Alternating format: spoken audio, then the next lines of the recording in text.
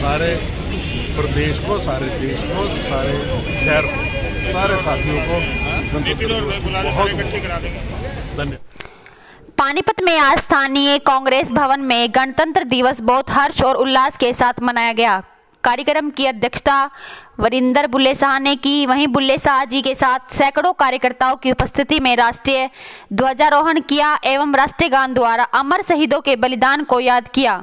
जानकारी देते हुए शाह जी ने बताया कि 26 जनवरी 1950 को हमारा संविधान लागू किया गया था, क्योंकि आज़ादी के बाद वास्तविक स्वतंत्रता हमें 26 जनवरी 1950 को ही मिली थी, इसलिए इस दिन को गणतंत्र दिवस कहा जाता है। उन्होंने कहा कि डॉक्टर भीमराव अंबेडकर के अथक प्रयासों से ही हमारा संविधान लागू हुआ और हर एक राष्ट्रीय पर्व देश के नागरिकों के लिए राष्ट्रीय शिक्षा और संदेश लेकर आता है।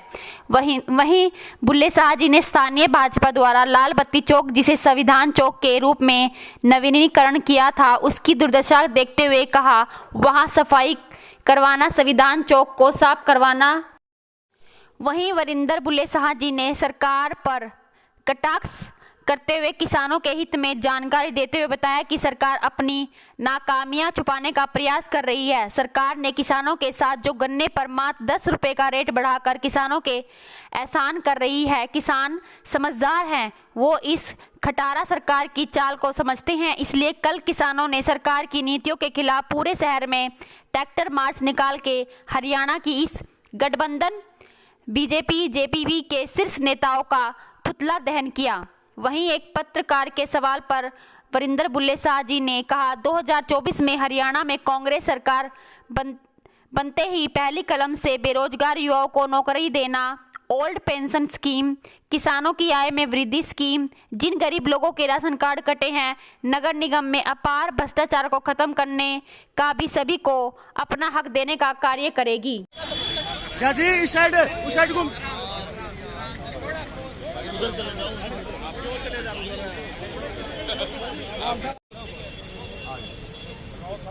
लगाओ लगाओ लगाओ लगाओ। जय मातरम, मातरम। सारे के सारे जन गण मन गाएंगे जी। जी जी। एक बार स्टार्ट करें। मुबारक हो आज का शुभ दिन, सभी को भगवान तरक्की दे, सब मौज करें।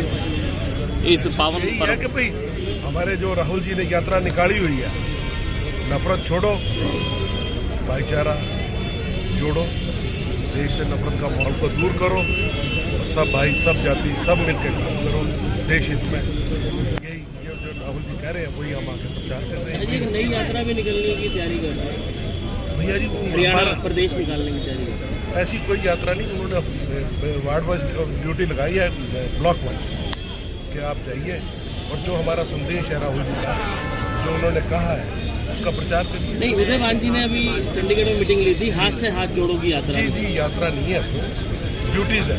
कल मैं उस मीटिंग में था कि आप अपने जाके हल्के में और वहाँ पे इसका प्रचार करें। ठीक है भी, अपना काम करें, इस अंधेरे से इस प्रदेश को निकालेंगे। जो पेंशन कार्ड थी, ये जो राशन कार्ड काट दी है, ये जो ID का रौला है, ये जो हाउस टैक्सेज हैं, इन सबको इस अंधेरे को खत्म करने के लिए 1 साल मेहनत करनी है। प्रदेश में बहुत बड़ा मुद्दा चल रहा है किसानों को लेके, 10 रुपए सिर्फ उनके बढ़ाए हैं, तो उस पर क्या कहना है? बड़ा भद्दा मजाक किया है। जो पीछे कल बताया भी सारा, जब कांग्रेस सत्ता में आई थी 2005 में, तो गन्ने का रेट 117 रुपये था, 170% की इंक्रीमेंट के साथ 8 साल में, और इन्होंने सिर्फ 17% बढ़ाए 9 साल में। कांग्रेस ने 170% बढ़ाया। 2024 में अगर सरकार आती है कांग्रेस की, तो कहाँ 372 अब किया है इन्होंने, तो कहाँ ले जाने का काम? आज की जो आज का किसान का जो खर्चा है उसके अकॉर्डिंग काम करेंगे ना, उसके अकॉर्डिंग इनको।